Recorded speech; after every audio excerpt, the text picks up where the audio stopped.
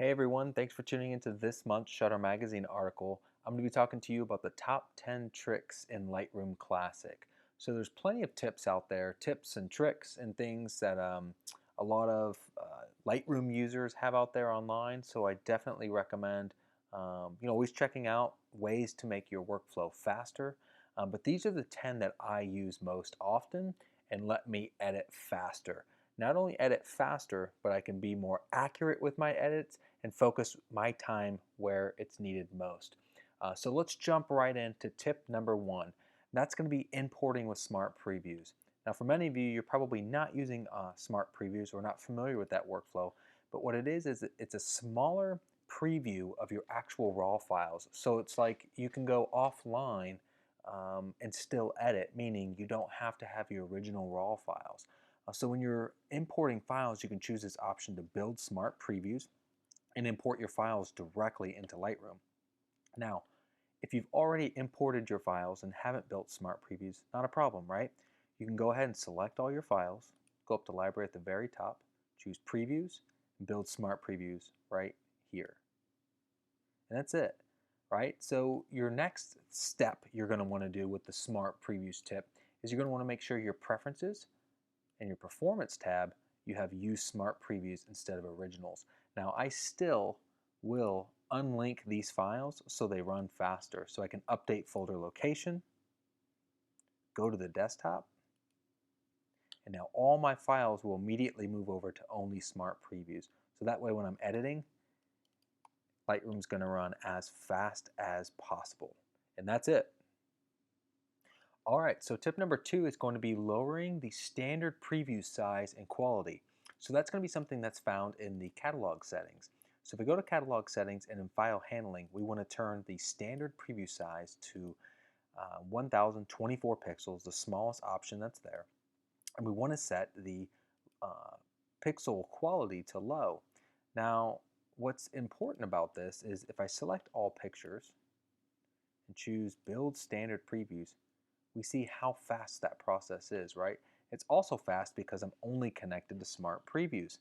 Now, if I turn my catalog settings back to auto and back to medium where they were, right, and I make a massive change, like say for instance, toggle all the images to black and white, well, now previews have to render for all of those changes, right? See these three dots? So I select all, library, build standard previews, right? See how long those are taken right there? So I'm going to go ahead and stop just to show you the real effect of this.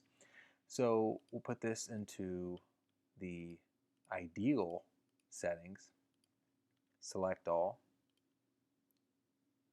library, previews, build standard previews, and they're running much faster, right? So standard previews are something that are always going to render in the background, right? You're seeing that all of these still need to be updated, and that's what's happening here, right? So you have these three dots, and until this square fills in, your previews haven't filled in. So just another tip. All right, so tip number three is going to be using the lights out mode while I'm culling or doing my image selection. So many of you might be using a different program like Bridge or a more popular program like Photo Mechanic to do your culling in. I like to use Lightroom, right? I want all my pictures coming in at once. I want to use Lightroom to manage all of those images, so I'm going to do my culling in there as well. So what I like to do is I like to turn on this attribute for any flag. Now, the reason why I do that is because anytime a flag, whether it's a rejected flag with the X key, is applied, right? So when I hit the rejected flag, it shows rejected. When I hit the P key, it gives me a pick flag. If I hit U, it unflags it, right? Why I like to turn on this filter for any flags is so as it removes any of the images that I've selected. So when I do my culling, or at least my first round, I'm only removing bad shots or removing images I definitely do not want. So the reason why I turn this on is so I can go into lights out mode and those images immediately get removed from the view. So to go into lights out view, we got to start with loop mode. So double click on an image and we're now in loop mode. Clicking the L key twice takes us into lights out mode, which is the big part of this tip, right? It removes all the other panels and this is all we're looking at. Now, holding shift and hitting the tab key makes our image larger, which is massively helpful. So as I'm going through here, keep in mind we have that any flag filter turned on. So as I hit the X key, that image is gone, right? It's not even in my view. So I can just keep hitting X and they'll immediately go away, right? So none of these images I want to keep, right? These are all kind of before things get started. That one's fine, right? That one I don't want, that one I don't want, right? So I can immediately go through these pictures and I can start to remove out images I don't care about. I can always do undo and it'll bring it back, right? So what's nice is I literally don't have any of those images that I've already unselected from my view because we have this any flag turned on. And that's a huge benefit to the lights out mode as well. So it's kind of a two-tip option there. All right, so tip number 4 is going to be enabling the hover over preset option, right?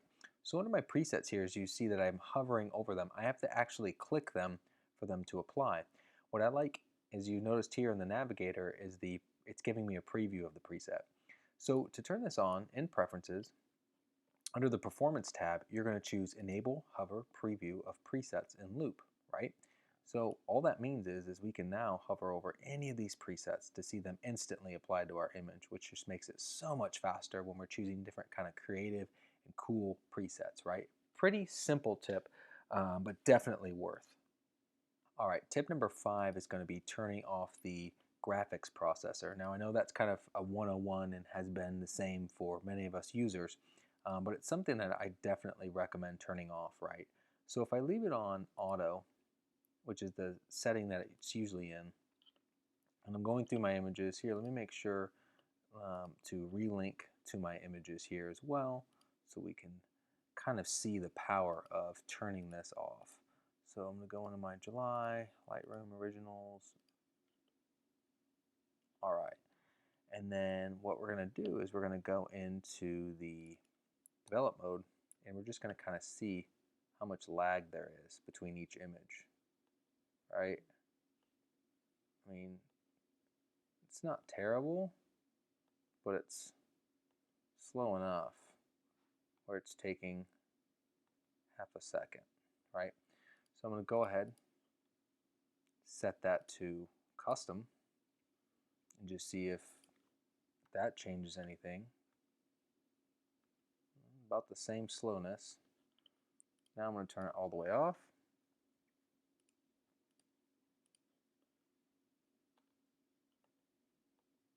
Right? So pretty big difference. And then of course, if I don't have my originals connected, Smart Previews will be even faster, but it's using both, right? So it's going to try and access the Smart Previews as well as the originals, but that's definitely enough to keep the graphics processor off and why I have it as tip number 5. Tip number 6 is going to be edit faster with the quick develop panel. So a lot of us use the quick develop panel, but there are definitely some tricks that you can use, to lower the increments, right? So if you hold the shift key, you'll notice that all of these middle sliders kind of get, pushed together. So as you notice here, as I hover over this, it gives me the option for a sixth of a stop instead of a third of a stop, right? So it shrinks that in half. And it's the same way with this, right? So typically with these sliders in here, they're being adjusted 10 to 20 points. You can decrease that by holding that button there, which is pretty cool. You can also hold the option key and it gives you the ability to add sharpening or saturation. So just some real quick tips. And when you have these images selected, right? So if I was editing in develop mode and I was happy with the exposures, they're all consistent, I can incrementally drop them down. So if I wanted to bring the exposure down, just say a third of a stop, I can do that, right? It's going to adjust all of those images instantly. And of course, I want to make sure my standard previews are right, so that way those immediately adjust. And then I can bring the shadows up, I can drop highlights down, I can do all that stuff immediately on these images. Same if I want to bring the black point up, right? It'll apply it on all of those images instantly. Same goes for temperature, right? If I want to cool it down globally, I can do that to multiple images, right? So this definitely, for me, one of the bigger tips in this and editing efficiently so I can get some adjustments going. All right, so tip number 7 is going to be the match total exposure tool. Now, what you want to do is you want to find a sequence of images, right, shot in the same light, but your exposures kind of jump around. So maybe you're shooting in aperture priority or shutter priority, or something's kind of, fluctuated through your shooting, and you have this kind of similar lighting sequence, but the exposures kind of jump around. So there's a tool where you can choose the ideal exposure, right? This one here, and I selected it first, and now I'm selecting other images by holding command, so that way I can get a range, right? So this is my main image here. I can go up to the photo um, option in the top menu bar, go to develop settings, and match total exposures is here. This also can be done under Shift Option Command M, right? It's a mouthful for a hotkey, but you can click on that, and what it's going to do is it's going to immediately adjust all of your exposures to be even. Now, what it's doing is it's actually choosing to match the histogram for the most part. So it's taking all the histograms and making them basically the same. So this works in a similarly lit sequence of images or images that are shot in a similar way. You obviously couldn't do this across the entire job and it would be done. That would be too easy, right? So this is definitely something that you can use in the same sequence. Know those limitations, but it's something definitely worth trying out. So tip number 8 is going to be getting precise color and tonality with the target adjustment tools. So you can use the target adjustment tool with the HSL and the tone curve. So in order to activate the tool, you're going to hold Shift, Option, Command, and you're going to hit the H key for hue, or insert the S key for saturation, or the L key for luminance, or the T key for tone curve. But the first thing that I typically do, especially with kind of radiating greens in the background, is I like to bring that saturation down, bring the luminance up, but I don't like to go into the HSL panel and waste my time figuring out specific colors and doing that. I'll activate the saturation target adjustment tool, click and drag down. As you can see, it's already targeting yellow and green colors. I'm not going to bring it down that much, but I'll bring it down right about there, and then Shift Option Command L to bring some of that luminance out, right? So I can just kind of tone back some of those greens. I don't want to make them maybe that insane. I can click here on the target adjustment tool, bring some of that saturation back so it's not so crazy. But I can also shift the hue, right? So I can lower that to bring in some more of a magenta, or I can take it to the other side and make it more green. I don't think I want to make it more green, but I can kind of bring some of those tones. And it just does a nice job of like bringing some of that back. Now, you can do the same thing for skin tones, right? If you want to drop, say for instance, the red and orange, you can do that. You can even brighten it up. It's the same way it works with skin. You just want to be careful, of course, not to make anybody look too bright or too kind of fake and desaturated. So we can also bring some hues in, right? Drag it down, magenta, drag it up, bring some green tones in. I don't think it would be too bad to kind of push away from those greens just to give us a little more color there. We can go in here to saturation, try and desaturate clothing. I don't think we necessarily want to drop the oranges, so I'll leave those as is. And we can go into the tone curve as well if we want to start messing with that. So we can watch what our tone curve is going to do. Brighten the face up, kind of bring some of those darker tones out. You can definitely use target adjustment tool for tone curve as well. Just to do a quick, right, over the top tone curve. And that's it. All right, so tip number 9 is going to be using auto settings in develop mode. Now, I don't mean to use auto settings as in clicking on the auto tone. I mean more specifically on how to engage specific tools in an auto setting, right? So you can hold Shift, double click on contrast to kind of get perfect contrast. Now, it's also going to be doing this kind of based on the histogram. So something you'll notice, right? We have a huge gap here, right? You could click here, Just drag that to the right until you see this triangle, right, turn blue. That would give you, right, kind of ideal density or perfect dark tone. You could hit the J key to see where you're clipped, right? Highlights are definitely clipped here. But what I like to do is hold shift and hit the blacks key. Now, obviously, if we'd want to lower this exposure, that's going to shift how further down that black tone's going to go. But that takes us right to the edge, right? Same goes for the whites. So if I wanted to make sure that we have a perfect kind of whites situation, I can take highlights down, hold shift, right? I can definitely piece these out to where I want them. Now auto kind of got us there, not necessarily where I'd want the image overall. But as you can kind of see, using the auto feature to get perfect density is definitely useful, on an image like this. And it kind of takes it from the left here to the right. I'm pretty happy with the way that looks for the most part, leaving contrast alone. I can also do the same thing with vibrance, right? So it'll bring that vibrance tool in as well and kind of pump that up.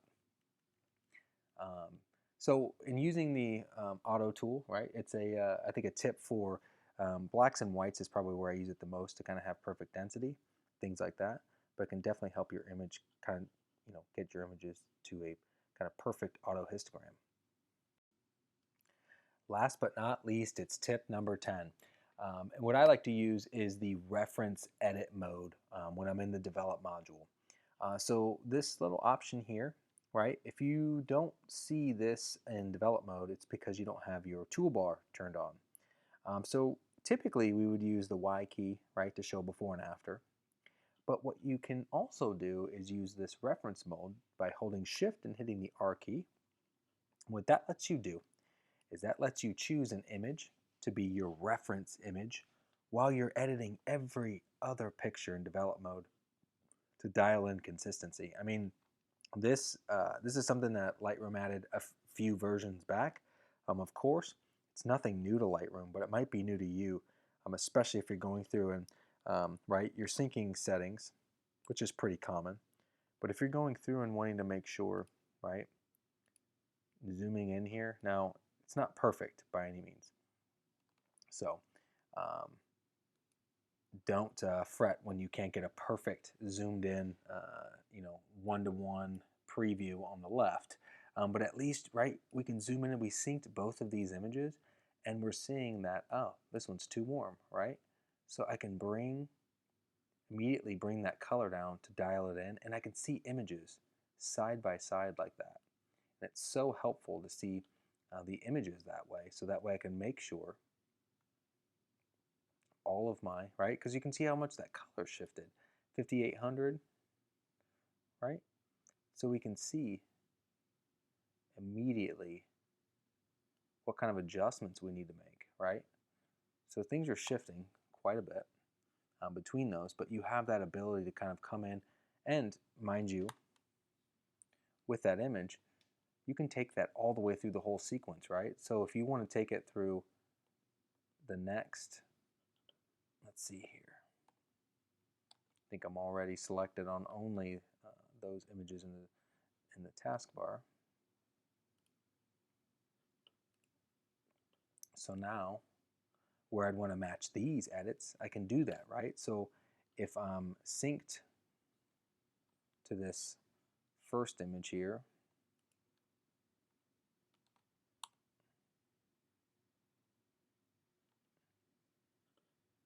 I can still go in now side by side and match those skin tones and turn the clipping off.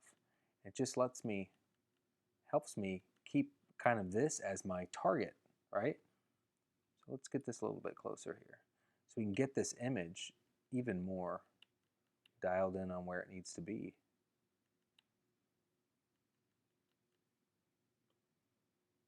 To kind of help in those kind of scenarios. Now I have my next image, right? If I wanted to take the rest of those, sync them, I can.